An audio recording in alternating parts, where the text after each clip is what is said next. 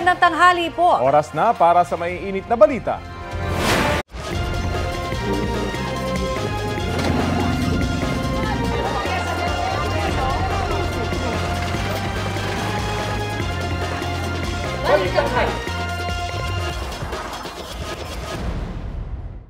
Nauwi sa habulan ang pagtugi sa lalaking sangkot umano sa road rage o away kalsada sa Tanay Rizal. Ang suspect na maril umano sa nakagitgitang motorista. Balitang hatid ni EJ Gomez, exclusive. Suspect na namaril sa road rage. Hinabol ng mga pulis ang lalaking itunuturong na maril umano ng nakagitgitan niyang motorista sa Tanay Rizal kahapon. Umabot ang habulan sa kahabaan ng Sagpat Pililla Road sa Barangay Tandang Kutyo. And after my inspection sa Tanay, while we're crossing the street, may isang concerned citizen, nakamotorsiklo, mag-asawa. At pinara kami, may sinasabi siya na allegedly may barilan doon sa isang kalsada. Naabutan ng mga pulis sa gitna ng kalsada sa Barangay Kutyo ang isang pick-up na may tama ng bala ng baril. Sa loob, may nakita raw dugo ang pulisya. Sa investigasyon ng pulisya, ang pick-up ang nakagitgitan ng sospek. Nag-overtake umano ang sospek na sakay ng kotse sa sinusundan nitong pick-up. Tumama raw ang side mirror ng kotse sa gilid ng pick-up. Pagkatapos ay bigla raw itong huminto dahilan para magkabanggaan ang dalawang sasakyan. Kinumpronta raw ng sospek ang driver ng pick-up na may 4 na pasahero. Kumuha raw ng baril ang sospek sa kanyang sasakyan at pinagbabaril ang driver ng pick-up. Bakas sa windshield ang tama ng bala, gayon din sa passenger seat. Yung driver ang nasa critical condition at pinagbabaril niya. Multiple shots, and then umikot siya sa kabilang side at binaril din yung kasama sa drivers sa kabilang upuan sa paa tinamaan. Nakalabas na ng ospital ang pasaherong tinamaan habang nagpapagaling pa ang driver ng pick-up. Ayon sa pulisya, tumagal ng 15 minuto ang paghabol sa sospek hanggang sa maharang siya ng mga militar sa isang checkpoint sa Morong. Hindi na nakapalag ang sospek ng padapain at posasan siya ng mga otoridad. Nang inspeksyonin ang minamaneho niyang kotse, tumambad ang .40 caliber na baril, mga bala nito at 2 patalim. Firearms ni sir na ginamit sa crime scene sa pamamaril. Kung nangyaring road rage incident. May sirena pa ng may siren. Blinker sa loob ng sasakyan. Para bang talagang ginagamit niya na sa kanyang pagtakas, for example, para mabilis siyang makaalis. Tumangging humarap sa media ang sospek na nakapiit sa Tanay Municipal Police Station. Hindi. Okay, sige po. Narinig mo, hindi. Tapos. Aminado siya. Umamin siya na siya yung bumaril dahil sa sobrang galit. Sinabi niya na siya yung suspect. Siya talaga ang bumaril sa biktima. Nung inaresto namin siya, hindi naman siya nakainom. Parang maayos naman. It just siguro sa sobrang galit dahil sa mga gitgitan sa kalsada. Maharap ang sospek sa reklamong frustrated murder, reckless imprudence resulting in serious physical injuries and damage to property, at illegal possession of firearms and ammunition. EJ Gomez, nagbabalita para sa GMA Integrated News. Malakas na buhos na ulan na nagdulot ng pagbaha at pagguho ng lupa ang naranasan sa iba't ibang bahagi ng bansa nito pong weekend. Sabi ng Pag-asa, dulot po yan ng habagat na pinalakas ng bagyong Bising. Balitang hatid ni Bam Alegre. Kasabay ng malakas na ulan ang malakas na paghampas ng hangin sa Mlang, Cotabato. Kaya ang pagdiriwang ng kaarawan sa isang resort sa Barangay Langkong nabulabog ng masamang panahon. Ang mga kasama sa selebrasyon nagsiksikan sa gilid ng bahagi ng gusali dahil sa lakas na ulan. Kwento ng may-ari ng resort, maganda pa ang panahon noong hapon. Pero nang dumilim, lumakas na ang ulan. Wala naman daw nasaktan, pero ilang gamit ang nasira. Nagdulot naman ng baha ang malakas na ulan sa ilang bahagi ng Lanao del Norte. Sa bayan ng Sultan Naga di Maporo, pinasok ng tubig ang ilang bahay sa Barangay Bangko. Ayon sa mga opisyal ng barangay, humupa rin kinagabihan ng baha. Humambalang naman ang mga putik at bato sa kalsadang yan sa Barangay Kinanga sa Don Marcelino, Davao Occidental. Ayon sa Municipal Disaster Risk Reduction and Management Office, epekto ito ng magdamagang pag-ulan sa lugar. Nagsagawa na ng clearing operation sa kalsada ang mga otoridad. Bumaha rin sa kalsadang yan sa barangay Basak Pardo sa Cebu City. Ang isang rider itinulak na lang ang kanyang motorsiklo sa gitna ng baha. Sa iba pang bahagi ng lungsod, nakadadaan pa rin ang ilang sasakyan kahit binaha ang kalsada. Karoon naman ng landslide sa bahagi ng National Road ng Hungduan, Ifugao. Humambalang sa kalsada ang mga bato at lupa kaya hindi madaanan ng mga motorista. Nagsagawa na ng clearing operation sa mga otoridad. Nagka-landslide din sa bahagi ng Cannon Road sa Baguio City. Pansamantala muna itong isinara habang inaalis pa ang mga nakaharang na bato. Ayon sa Pag-asa, ang mga pag-ulan sa Visayas at Mindanao nitong weekend dulot ng localized thunderstorms. Hanging habagat na pinalakas ng bagyong Bising ang nagpaulan naman sa ilang bahagi ng Hilaga at gitnang Luzon, kabilang ang Cordillera Administrative Region. Ang Philippine Coast Guard naka-heightened alert ngayong tag-ulan. Patuloy raw sila nagpapatrolya at nakikipag-ugnayan sa mga residenteng malapit sa mga baybayin. Bam Alegre, nagbabalita para sa GMA Integrated News. Mga kapuso, tuluyan ng lumabas ng Philippine Area of Responsibility ang bagyong Bising. Huli itong namataan 565 kilometers sa hilaga ng Itbayat, Batanes. Kagabi po, pumasok ulit sa PAR ang typhoon at landfall sa Taiwan. Sa ngayon, wala na pong epekto ang bagyo sa ating bansa, sabi po ng Pag-asa. Sa kabila niyan, pinalalakas pa rin ito ang hanging habagat, kaya maulang panahon muli ang mararanasan sa ilang bahagi ng bansa kasama na ang Metro Manila at nasa western section. Mananatili namang maalon at delikado sa maliliit na sasakyang pandagat ang pumalaot sa mga baybaying sakop ng Batanes. Nagpapatuloy pa rin po ang volcanic tremor o lindol sa Bulkang Taal. Ayon sa PHOC, naobserbahan ang paglindol pasado alas 3 ng madaling araw kahapon. Bunsod daw yan ng tumaas na real-time seismic energy measurement. Kapansin-pansin din daw ang kawalan ng degassing activities o pagbuga ng gas sa bulkan. Babala ng kagawaran, maaaring indikasyon ito ng pagharang o pagkaharang sa volcanic pathways na posibleng humantong sa phreatic o minor phreatomagmatic eruption. Lagpas 370 tonelada ng asupre ang ibinuga ng Bulkang Taal sa nakalipas na 24 oras. Nananatili pa rin po sa Alert Level 1 ang bulkan. Ibig sabihin, bawal pa rin po ang pagpasok sa permanent danger zones at ang paglilipad ng mga sasakyang panghimpapawid malapit po sa bulkan.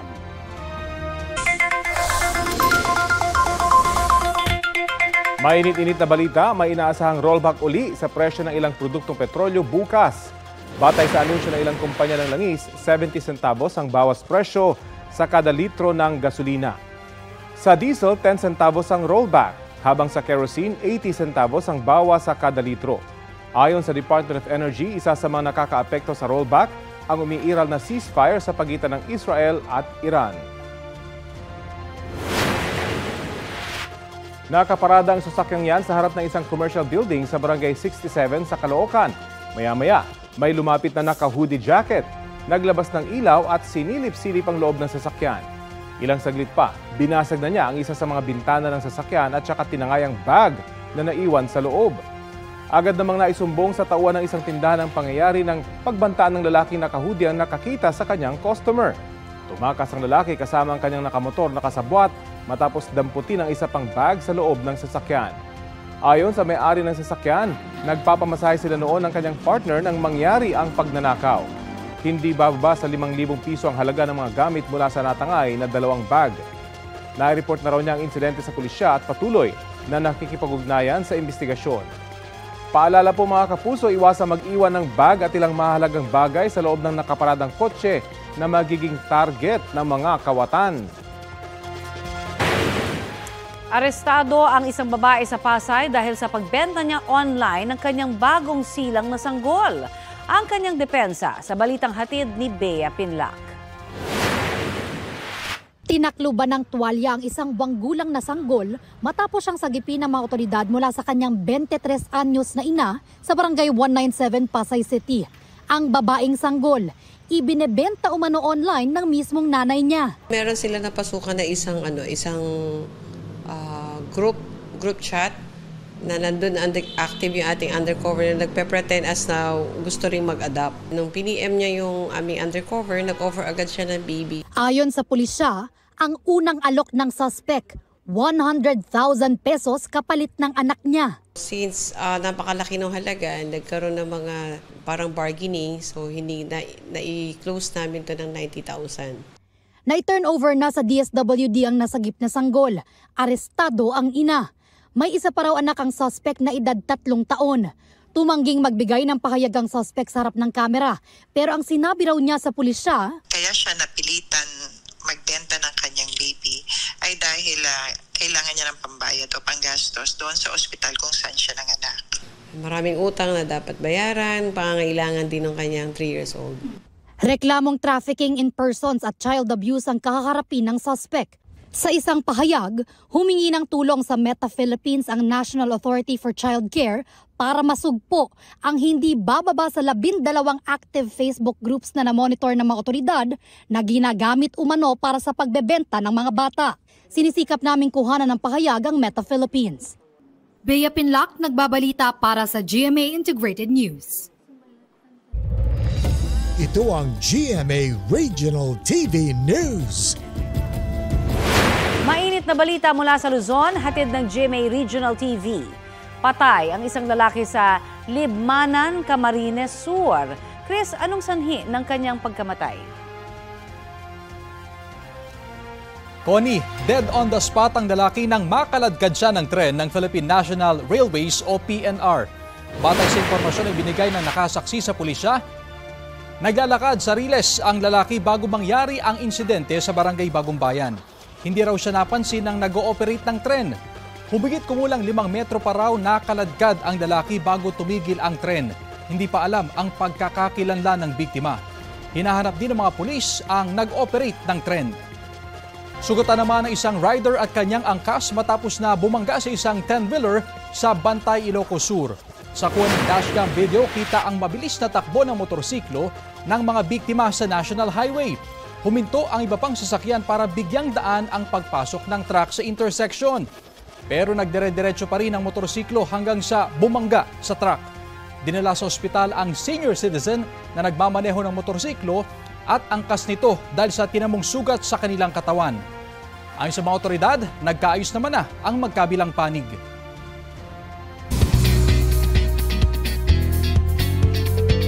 Happy Monday mga mare at pare! Matapos ang big night, nakisaya sa All Out Sundays ang first ever big winner duo ng PBB Celebrity Collab Edition na Breka. Big surprises din ang hatid nila sa big night at after party. Narito ang aking latest.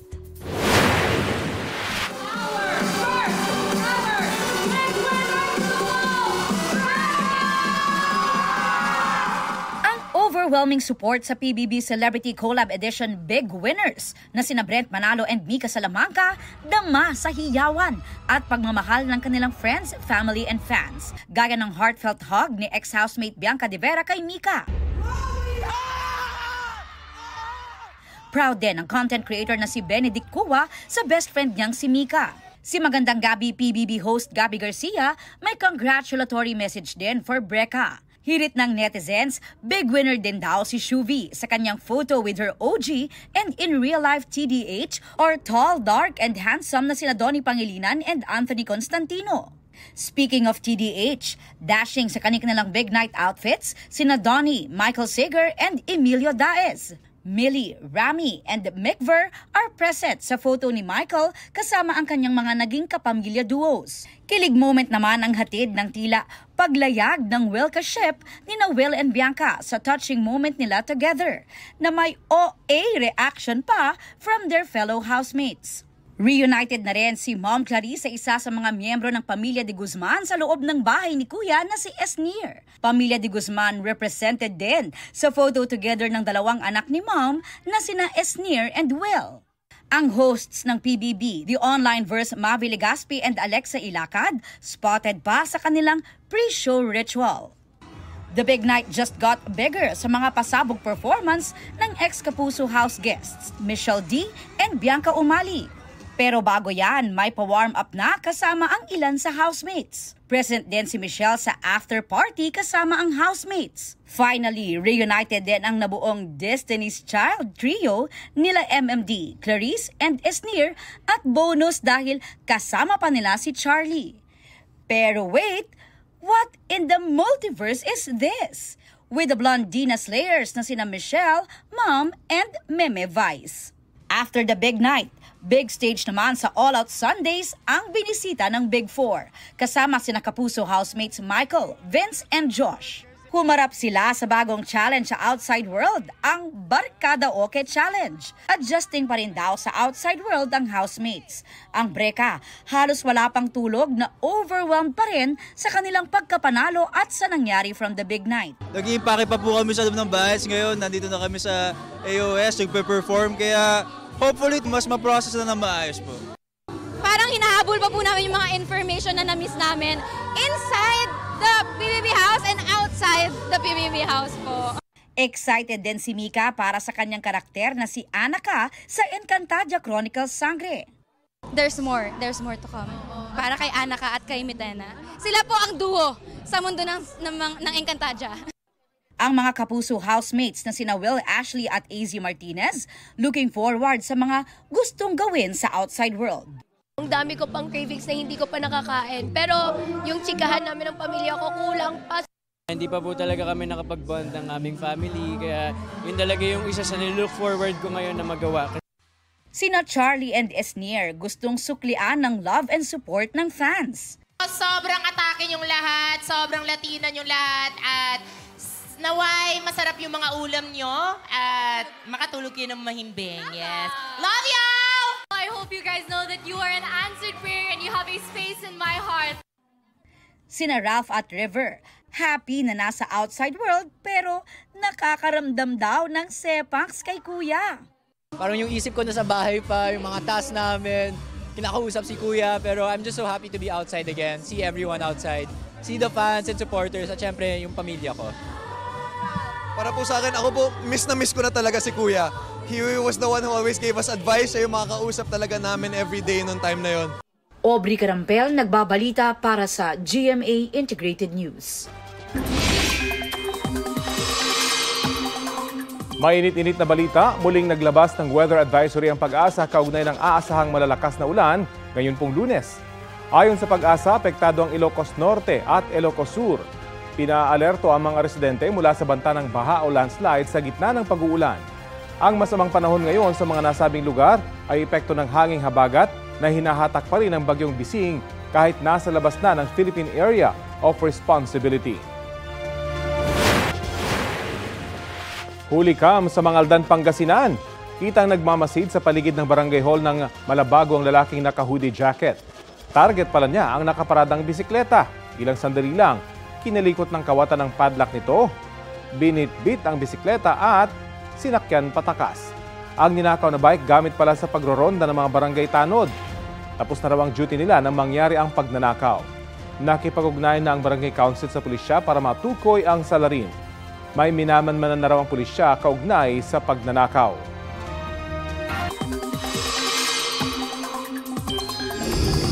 Baha ang sumalubong sa ilang motorista sa Metro Manila kasunod ng magdamagang pag-ulang dulot ng habagat. Ang mainit na balita hatid ni James Agustin. Pabugso-bugsong pag-ulan ang naranasan sa Quezon City mag-alas 4 ng umaga kanina. Ang mga sasakyan sa EDSA nagmenor. Halos zero visibility naman sa ilang bahagi ng Quezon Avenue. Ang pag-ulan sinamahan pa ng pagkulog at pagkidlat. Gutter deep ang baha sa Quezon Avenue malapit sa kanto ng Biak na Bato Street. Dahan-dahan itong sinuong ng ilang motorcycle riders. Malakas din ang buhos ng ulan sa Banawe Street. Kaya mabilis na tumaas ang tubig sa Banawe Corner Enes Amoranto Street. Nagmistulang ilog ang ilang bahagi ng Enes Amoranto Street. Naglutangan ng mga basura. Ang ilang sasakyan inilikas sa mga residente sa mas mataas na lugar. Nalubog na even sasakyan nandun sa loob eh. Yun ang inaan namin pagka nilalabas namin kagad. Para hindi lang kasi mahirap maapektuhan eh. Malaki din gagastusin. Mga 30 minutes sir, umabot ng hanggang tuhod yung tubig doon sa may pinaparadahan namin. Baka na naman maano yung truck namin kasi nung nakaraan, nung Christine, 2 truck ang nalubog namin dyan sa baha. Bali yun nga, pagka namin yung lakas ng ulan, nalikas na kami kagad. May mga motorista rin bumuelta na lang para humanap ng ibang ruta. Mahirap po kasi wala kami madaanan tulad yan. Maliit yung motor namin, hindi kami maka-access. Tapos delay pa yung delivery namin kasi gawa ng baha ng kalsada. Grabe, lahat ng walang malulusutan, puro bahay. Aga mo kay inagaan namin pasok para hindi malate. Malate talaga. Hanap ng ng daan na hindi masyado mataas yung baha. May pagbaha rin sa EDSA Cubao Underpass. Sa Maynila nakaranas din ng pag-ulan sa bahagi ng Rizal Avenue at Blumentritt Street. Pagsapit ng umaga, hindi pa rin madaanan ng mga motorista ang NS Amoranto Street, Paraneta Avenue. Umabot ng mahigit 5 talampakan ng taas ng tubig base sa monitoring ng mga taga-barangay. Ang isang residente gumamit ng rubber boat. Abot bewang naman ng taas ng tubig sa Santo Domingo Avenue, corner Calamba Street na sinuong ng ilang residente. Ang mga motorista hindi na pinayagang makadaan. Binahari ng Don Manuel Street hanggang sa kanto ng Biak na Bato Street. Tulong-tulong ang mga residente sa paglilinis ng basura na inanod ng baha. James Agustin, nagbabalita para sa GMA Integrated News. Ito ang GMA Regional TV News. Mainit na balita mula sa Visayas, hatid ng GMA Regional TV. Nagliyab ang isang van sa gilid ng kalsada sa Amlan, Negros Oriental. Cecil, anong nangyari? Rafi, maghahatid sana ng bangkay ng tao sa isang bayan ang van nang magkaproblema sa baterya nito. Sa video na kuha ng CCTV, kita ang driver na bumaba sa nasabing van na umuusok na. Maya-maya lang, nagliyab na ito hanggang sa lumaki ang apoy at matupok ang van. Naapula ang sunog matapos rumisponde ang isang truck ng bumbero. Wala namang nadamay o sugatan sa insidente. Naibaba rin ang sakay na bangkay bago magliyab ang van. Batay sa investigasyon, pagmamay-ari ng Negros Oriental LGU ang van. Lumuwag umano ang hook ng baterya ng van na naging sanhi ng apoy. Patuloy ang investigasyon. Nabali ang isang poste ng ilaw sa gilid ng Mandaue City Hall. Sa CCTV, kitang naglalakad ang grupo ng mga estudyante. Ang isa sa kanila, humawak sa decorative na poste at tila iikot. Pero bigla itong nabali. Pagkatapos, umalis ang estudyante. Pinuntahan ng GMA Regional TV ang lugar at napansin na ito na ang pangalawang poste sa City Hall na nasira. Ipapaayos na raw ng LGU ang natumbang poste na bahagi ng nooy 44 million pesos na proyekto. Makikipag-ugnayan daw ang City Engineering Office sa kanilang kontraktor. Wala namang nasaktan sa insidente. Mahigpit ang pagbabantay ngayon sa isang paaralan sa Isabela, Basilan matapos po mag-viral ang isang video ng pananakit sa isang estudyante roon.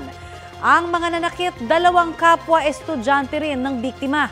Balitang hatid ni Marisol Abduraman.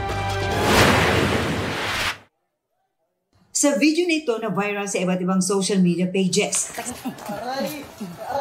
sinuntok, siniko at sinipa ng 2 estudyante ang isa pang mag-aaral. Nangyaring insidente sa Basilan National High School noong June 25. Kinumpirma ito ng prinsipal ng paaralan. Sa pamamagitan ng sulat, nireport ng paaralan noong June 30 sa Isabela City Police Station ang pananakit sa 15 taong gulang na biktima. Katuwaan, konsunadaan, trip, parang ganun. Dinala sa ospital sa Zamboanga City ang biktima na isang grade 10 student na nakaranas ng pananakit ng ulo at pagsusuka. Pinadala po na sa local hospital.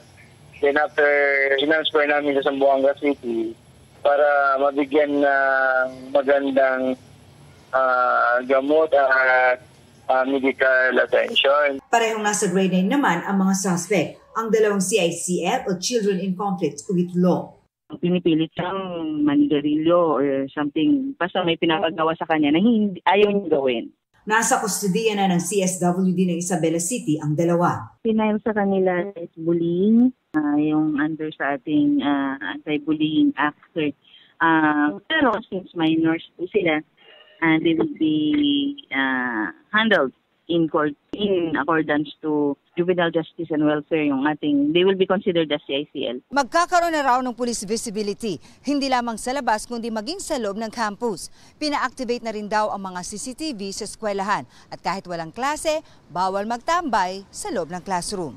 Close monitoring inside the classroom para yung wala doon sa loob ng classroom, matawag agad ang pansin ng magulang. Sinusubukan pa namin makunan ng pahayag ang Department of Education at ang mga sangkot sa insidente. Marisol Abduraman Nagbabalita para sa GMA Integrated News. Iginiit ng kampo ni Gretchen Barreto na wala siyang kinalaman sa pagkawala ng mga sabungero, taliwas sa sinabi ng isa sa mga akusado na si Julie Dondon Patidongan. Sa eksklusibong panayam ng GMA Integrated News, sinabi ng abogado ni Barreto na si Attorney Alma Malyonga na investor lang sa isabong ang kanyang kliyente. Wala raw kinalaman si Barreto sa operasyon nito. Business partner daw si Barreto at sa isa pang idinadawit sa kaso na si Atong Ang. Ayon din kay Malyonga, may nagtangka umanong mangikil o mang-extort kay Barreto kapalit ng pag-alis sa kanyang pangalan sa mga idadawit sa kaso. Suspect na ang turing ng Department of Justice kay Barreto matapos siyang idawit ni Patidongan sa kaso. Wala pa raw nakukuhang summons ang kampo ni Barreto mula sa DOJ. Handa naman daw silang makipagtulungan sa investigasyon ng mga otoridad. And she shares the desire of the Sapungeros, their families, na magkaroon ng closure dito at magkaroon ng just result. Based dun sa sinabi ng whistleblower, wala siyang nakitang ginawa o wala siyang nakitang sinabi ni Ms. Gretchen Barreto. His allegations against Ms. Barreto is based on a suspicion, spekulasyon. Bakit si Ms. Gretchen? Kasi kilala siya at siguro mas pakikinggan yung whistleblower kung banggitin niya ang pangalan ni Ms. Gretchen Barreto.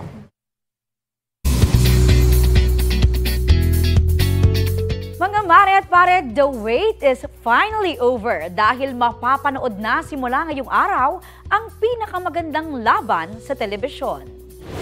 Yan ang revenge drama series na Beauty Empire, starring Barbie Forteza, Rufa Gutierrez, Kailin Alcantara at Gloria Diaz. Bago yan, nakipagkulitan muna ang cast sa All Out Sundays kahapon. Sina Kailin at Chue Bomin may patikim na kilig sa kanilang Tagalog song duet. May nakakaaliw na moment din ng South Korean star kay Barbie. Ang Beauty Empire ay obra ng GMA Public Affairs, View Philippines at Creation Studios. Sabay-sabay nating panoorin ang TV premiere niyan mamaya 9:35 p.m. sa GMA Prime at 11:25 p.m. ang delayed telecast dito sa GTV.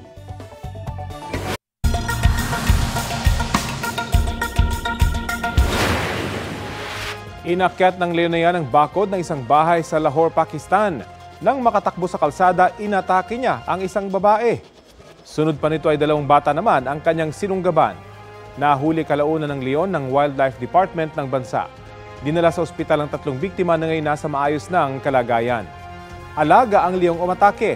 Nakatakdang ireklamo ang mga may-ari nito kasunod ng insidente.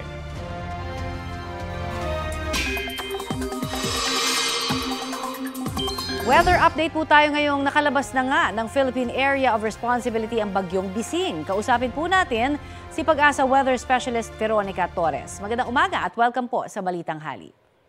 Magandang umaga din po, Ms. Connie, at sa ating mga taga-subaybay sa Balitang Hali. Anong oras po nakalabas ng Philippine Area of Responsibility ang dating bagyong Bising? Opo, kaninang alas 5 ng umaga nakalabas na ating Philippine Area of Responsibility si bagyong Bising. At sa kasalukuyan, wala naman itong direktang epekto sa kahit anong parte ng ating bansa. So, ibig sabihin ba nito, hindi na rin masyado magiging maulan o magpapaulan pa rin ng habagat o mga thunderstorm po? Opo, kahit nakalabas na itong si Bising sa ating Philippine Area of Responsibility, asahan pa nga rin natin na magpapaulan pa rin ang habagat o southwest monsoon. Kung dito sa Metro Manila, kahit in the next 3 to 5 days, posible pa rin ito magpaulan. Ma'am Veronica, pa-explain na lamang para doon sa mga medyo nagtaka bakit nag-re-enter o nag-recurve yung isang bagyong tulad ni Bising. Ano ba yung mga karaniwang nagiging dahilan yan? Apo, so eto nga si Bising, tama po kayo nung lumabas siya ng ating Philippine Area of Responsibility and then pumasok muli kagabi at lumabas din kanina umaga. So ang nangyari is nag-recurve siya, so possible sa mga movement ng ating highs and lows. So kung hindi kasi pwedeng dumaan ang bagyo kapag meron tayong high pressure area. So possible na umurong na kaunti yung high pressure area north natin at ito ay nakitang tsansa ng bagyo para mag-recurve at tahakin na nga yung northeast direction. I see. At bagamat lumabas na nga ho ng Philippine Area of Responsibility itong bagyong Bising, meron sabi niyo mga lugar pa rin na makakaranas po ng mga pag-uulan. Pwede hong malaman kung ano-ano yun para makapaghanda. Opo. So, tama po kayo, kahit lumabas na nga itong si Bising, magiging maulan pa rin sa malaking bahagi ng bansa. Inaasahan nga natin ang occasional rains dahil pa rin sa southwest monsoon sa Ilocos Region, Zambales at Bataan. Kapag sinabi natin occasional rains, posible pa rin naman na maging maulan almost the whole day at may mga bugso ng moderate to heavy na mga pag-ulan. Bukas ng papawidin at mga kalat-kalat na pag-ulan, pagkidlat at pagkulog ating inaasahan sa Metro Manila, Cagayan Valley, Cordillera Administrative Region, Calabarzon, Mimaropa, Western Visayas, Negros Island Region, Zamboanga Peninsula, Barm, at nalalabing bahagi ng Central Luzon. And for the rest of the country, mas magandang panahon inaasahan natin, although may chances pa rin ng mga localized thunderstorms. So, Central Luzon, kasama Metro Manila, magiging maulan pa rin po ba? Opo, inaasahan niya natin in the next few days pa rin. Kahit sa 5-day weather outlook natin, posible pa rin na magtuloy-tuloy yung mga paulan sa may Metro Manila. So, sa weekend, itong parating na weekend, maaasahan ba natin na meron ng pagsikat ng araw at makapagpatuyuman lang ng mga nilabhan ng damit, ano? Opo, although until Friday yung outlook natin, possible naman sa ilang bahagi sa sa may Bicol region, posible naman na makaranas pa rin naman tayo ng fair weather conditions with chances of localized thunderstorms and also some other parts rin ng Visayas and also ng Mindanao area. Meron pa ba tayong namamataang sama ng panahon na maaring makaapekto pa rin sa ating bansa sa mga susunod na araw, ma'am? Opo. Sa kasalukuyan, wala naman na tayong ibang binomonitor, LPA man or bagyo, sa loob or malapit sa ating Philippine Area of Responsibility. Marami pong salamat sa inyong update sa amin, Ma'am Veronica. Thank you. Thank you din po. 7 araw sinuspindi ng Land Transportation Office ang lisensya ng isang driver na kinukunan ng video ang sarili habang nagmamaneho ng sports car. Ayon sa LTO, malinaw na paglabag sa batas trapiko ang ginawa ng driver na para lang naman daw sa online content. Posible raw panagutin ang driver sa reklamong reckless driving, pati sa paglabag sa Anti-Distracted Driving Act at Land Transportation and Traffic Code. Pinagpapaliwanag siya sa LTO at ang nakarehistrong may-ari ng sasakyan. Hindi pinangalanan ng LTO ang driver pero naka-attribute or courtesy sa isang Josh Mojica ang larawang ginamit sa social media post. Isinare ni Mojica ang naturang post at may caption na, and I quote, "Hindi ako yan, promise." End of quote. Sinisika pa rin ng GMA Integrated News na kunin ang pahayag ni Mojica kaugnay nito.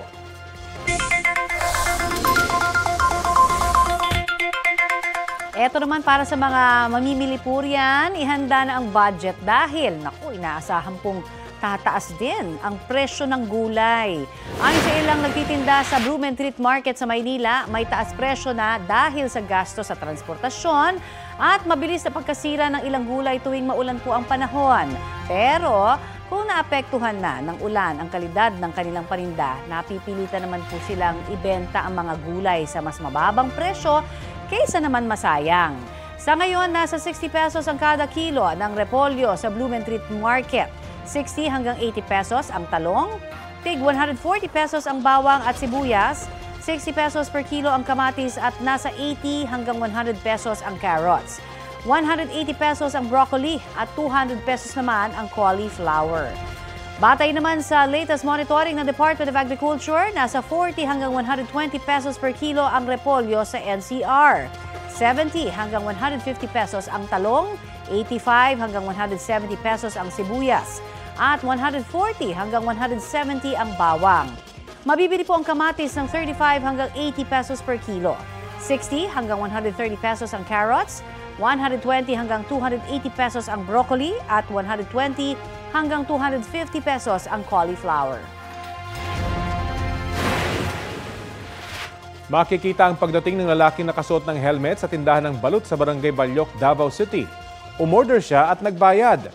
Saglit namang umalis ang tendera na may binili umano sa katapat na tindahan. Ilang sandali lang, dumiretso ang customer sa counter at binuksan ang drawer na naglalaman ng kita ng tindahan. Kinuha niya yon, isinilid sa kanyang bulsa at umalis. Ayon sa may-ari, aabot ng 4,500 pesos ang natangay ng kawatan. Huli kam din ang pagnanakaw ng isang lalaki sa printing shop sa Barangay 38D sa Davao City pa rin. Kinuha niya ang dalawang cellphone na nasa likod ng isang sofa. Ayon sa investigasyon, pagmamay-ari ng mga empleyado ng naturang shop ang mga ninakaw na cellphone. Patuloy na hinahanap ang mga salarin. May designated student lanes na sa MRT3 at LRT2 stations. Ayon sa Department of Transportation, para po yan maiwasan ang mahabang pila para sa 50% na discount sa mga estudyante. Inaasahang makatutulong po ang dedicated student lanes para maiwasan ang hassle sa pagpila. Noon kasing ipinatupad ang mas mataas na discount para sa mga estudyante, may ilang pinipili pa rin magbayad ng regular na pamasahe dahil sa haba naman ng pila. Isang kadete ng Philippine Military Academy ang nagreklamo ng pananakit at umano'y hazing sa kanya ng ilang kapwa kadete. Ang PMA sinabing sinaktan nga ang biktima ngunit hindi raw yon itinuturing na hazing. Balita hatid ni Marisol Abduraman.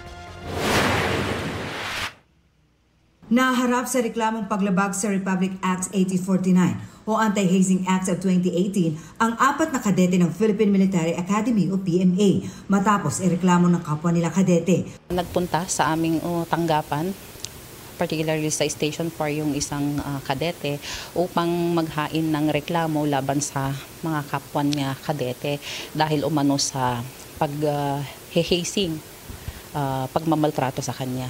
Ayon kay Police Major Marcy Maron, Public Information Officer ng Baguio City Police Office, batay sa salaysay ng biktima, ilang beses nangyari ang pananakit sa kanya noong 2024. Binubugbog daw siya, especially kung nasa loob ng barracks. Noong September 29, which hindi na niya nakayanan, yun nga, na-hospital siya. Na-transfer siya sa Viluna Medical Center where he was confined there noong October for several days. Sabi ng pulisya, lumabas itong June 30 ang medical discharge ng nagrereklamong kadete. Lumabas sa investigasyon ng PMA na sinaktan nga ang biktima pero hindi raw nila ito itinuturing na hazing. The injuries were caused by their classmates venting out their frustration on their squad mate, which because they believe the performance of their classmate is affecting their squad.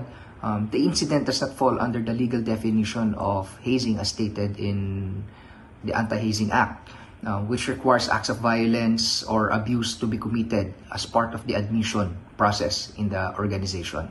Gayunman, naparusahan na raw ang mga sangkot na kadete. The involved cadets were given appropriate punishments depending on the degree of their participation. The Philippine Military Academy has a strict zero tolerance on maltreatment and hazing, and such acts has no place in our institution. Nire-respeto rin daw ng Academy ang desisyon ng pamilya na magsampa ng reklamo laban sa mga sangkot na kadete. The victim still retains his right to file a case in civilian court should he choose to do so. Nasa Baguio Prosecutor's Office na ang reklamo at inaalam kung may basihan para maglabas ng warrant. Marisol Abduraman, nagbabalita para sa GMA Integrated News. Ito ang GMA Regional TV News. Arestado ang isang mag-live-in partner dahil sa pagbebenta umano ng iligal na droga sa Naik, Cavite. Batay sa investigasyon, ibinebenta ng mga sospek online ang iligal na droga. Nasabat sa operasyon ang humigit kumulang 100 gramo ng umano'y shabu na nagkakahalaga ng 680,000 pesos. Nakuha rin sa kanila ang perang ginamit sa operasyon, cellphone, debit card at timbangan. Tumanggi silang magbigay ng pahayag. Maharap sa reklamong paglabag sa Comprehensive Dangerous Drugs Act ang dalawa.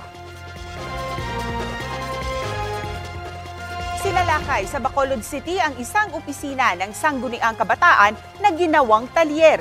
Nakatambak ng mga gamit at iba't ibang kinukumpuning sasakyan ang nadatnan sa harapan ng opisina sa Barangay 16. Ayon sa isang kagawad, pinayagan ng barangay kapitan ang driver ng kanilang ambulansya na gawing talyer ang lugar. Nasa isang dekada na raw kasing hindi nagagamit ang opisina na dati ring naging police station noong COVID-19 pandemic. Paliwanag naman ng driver na gumagamit sa lugar, hindi sila rumirenta sa barangay. Wala rin anyang porsyentong natatanggap ang kapitan sa mga kinukumputi niyang sasakyan. Iniutos na ng Bacolod City Legal Office na linisin ang lugar sa loob ng 5 araw. Nasa 100 iligal na istruktura rin sa mga karating na barangay ang nakatakdang isailalim sa clearing operations. Handa naman daw makikipagtulungan ang mga may-ari ng mga iligal na istruktura sa lugar. Ito na ang mabibilis na balita. Patay ang 3 magkakaanak nang masunog ang kanilang bahay sa Barangay Ampid 1 San Mateo, Rizal. Nakatalo naman mula sa ikalawang palapag ang isa pa nilang kaanak na nagtamo naman ng first-degree burns. Ayon sa Bureau of Fire Protection, mabilis kumalat ang apoy dahil gawa sa light materials ang bahay. Nahirapan din daw makapunta roon ang mga bumbero dahil ginagawa ang kalsada papunta sa lugar. Inaalam pa ang sanhi ng apoy. Sugatan ng isang lalaking 51 anyos ng barilin umano ng kanyang kainuman sa Malabon. Ayon sa pulisya, nagkainitan ng biktima at ang suspect. Kwento ng asawa ng biktima, wala namang dating alitan ng dalawa. Arestado ang 53 anyos na lalaking namaril. Nabawi sa kanyang baril na paso na raw ang lisensya ayon sa mga pulis. Tumanggi siyang magbigay ng pahayag. Formal nang binuksan ang pagbebenta ng 20 pesos kada kilong bigas sa Tondo sa Maynila para po sa mga beneficiary ng Walang Gutom program. At may ulat on the spot si Dano Tingkungko. Dano? Sa batch ng beneficiaries na makikinabang sa 20 pesos na bigas ang solo parents, senior citizens at PWDs na kasalukuyang 300,000 sa buong bansa. Sa Morasac Basketball Court sa Barangay 16, may kiosk kung saan gagamitin ng mga beneficiaries ang kanilang EBT o Electronic Benefit Transfer Card na may buwan ng 3,000 pesos na budget para sa pagbili nila ng bigas. Nasa 20 kilos ang monthly allotment ng 20 pesos na bigas per beneficiary, pero sa ilalim ng Walang Gutom program, pwede itong isali sa ibang pagkain gaya ng kamote at patatas para pumasok sa carbohydrate requirement or allowance ng mga beneficiary. Pwede ring bumili ang mga beneficiary sa ibang accredited Kadiwa stores. Hinihikayat ng DSWD ang mga beneficiary na ubusin ang kanilang monthly allowance dahil ang punto ng programa ay tugunan ang gutom. Nilinaw naman ng kagawaran na kung hindi ito kayang ubusin, pwede itong i-carry over sa susunod na buwan. Yun nga lang, hindi pwedeng bumali ng monthly allowance. Kung magkukulang ang 3,000 pesos na budget sa isang transaksyon, hinihikayat ang mga beneficiary na dagdagan ito ng sarili nilang pera. Kasabay nito, sinabi ng DA na patuloy ang paunang implementasyon ng 20 pesos na bigas para sa minimum wage earners na sa ngayon ay nasa 120,000 beneficiaries. Hindi tulad ng sa vulnerable sector, may pagkakaiba ang pamamahagi ng 20 pesos na bigas sa mga minimum wage earner. Imbes na 20 kilos per month, 10 kilos lang ang sa minimum wage earner. Yan ay kada buwan, bagaman pwede naman daw itong madagdagan sa mga susunod na buwan. Hindi tulad ng sa mga beneficiaries ng Walang Gutom program na merong EBT card, ang sa minimum wage earners ay nakadepende sa kasunduan nila ng kanilang employer kung ito ba ay direktang ibebenta o ipamamahagi at kung paano ang bayaran, kung direktang bayad ba ito o salary deduction. 2023 pa ay pinatutupad ang Walang Gutom program at layo nito na bago matapos ang taon ay umabot sa 750,000 ang beneficiaries ng programa. Malaking tulong naman daw para sa mga beneficiary na nakausap namin ng programa, lalo sa mga tulad ni Lisa na ngayon daw ay nakukumpleto na ang gamot na kailangan bilhin para sa tiyahin na nagda-dialysis. Para kay Teresita na nung nakaraang taon pa bahagi ng programa, patulong daw ng food stamps ay hindi raw nila masyadong kailangan pamproblemahin ng budget sa pagkain ng pamilya ng tito. Connie. Maraming salamat, Dano Tingkungko.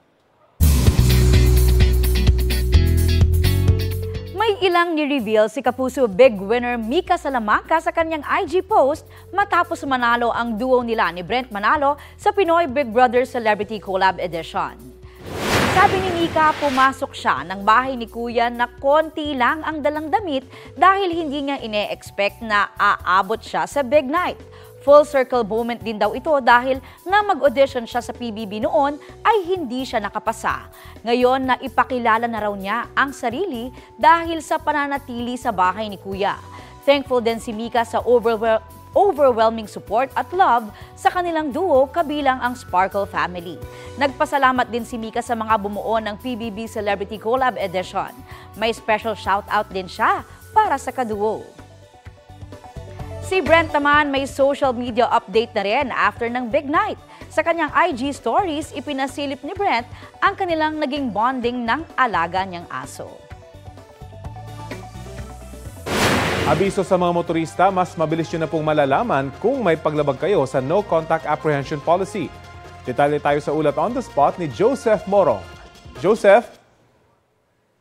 Rafi, meron ng text at message alert ang MMDA para sa mga lumalabag sa No Contact Apprehension Policy o NCAP. Ito ang inilunsad ng MMDA ngayon at ipinakita ni MMDA Chairman Romando Artes na sa loob lamang ng ilang minuto ay malalaman na ng isang violator kung meron siyang naging paglabag. Ipapadala ang text message kapag na-validate na ng tauhan mismo ng MMDA ang huli ng mga AI camera. Bukod sa text, Rafi, ay email notification na rin ni Chairman Artes para iwas scam. Dapat yung text message ay manggaling lamang sa MMDA_NCAP. At para makasiguro na legit yun, kung i-check nyo yung field o yung number field ng sender, dapat wala itong nakalagay na number. Dapat blanco yan. Available na yung text at email alert. Pero syempre, bago nyo magamit yan, ay dapat updated ang inyong records sa Land Transportation Management System o LTMS portal ng LTO. Ito yung ginagamit din natin para doon sa pag-register ng inyong mga driver's license. At dapat ay i-register nyo doon yung inyong numero at email sa LTO. Sa datos ng MMDA, simula nang ibalik ang NCAP ay may lampas 31,000 na mga nahuling violator ng NCAP. 17,000 ang validated at 15,000 ang napadala na ng notice of violation. Right? Maraming salamat, Joseph Moro. Non-stop pa rin ang Sangre Fever. Ang isang engkantadik nga sa Misamis Oriental, ipinamalas ang kanyang pagmamahal sa show gamit ang kanyang mga obra. Heto ang nakamamanghang Shendu o galing niya. Mr. Fashionista for a reason, si Jasly Kailing from Lagonglong. Eyes amazing kasi ang remake niya ng Kera Mitena costume from scratch. Certified Bitana apologist daw si Jasly kaya passionate siya sa project na sinimulan nito lang Biyernes. Bukod sa Ice Queen, ilang Encantada characters na rin ang ginawa niya ng DIY costume. Kabilang ang mga baluti ng 2016 Sangres, ni Bathalumang Cassiopeia, pati ang new gen Sangres na sina Dea at Terra. Wow na wow! Pwede nang isama sa design team. Para siya nag-audition lang. Gawan niya rin tayo. Ganun din. At ito po ang Balitang Hali. Bahagi kami ng mas malaking misyon. Ako po si Connie Season. Rafi Tima po. Kasama niyo rin po ako, Aubrey Carampel. Para sa mas malawak na paglilingkod sa bayan. Mula sa GMA Integrated News, ang News Authority ng Filipino.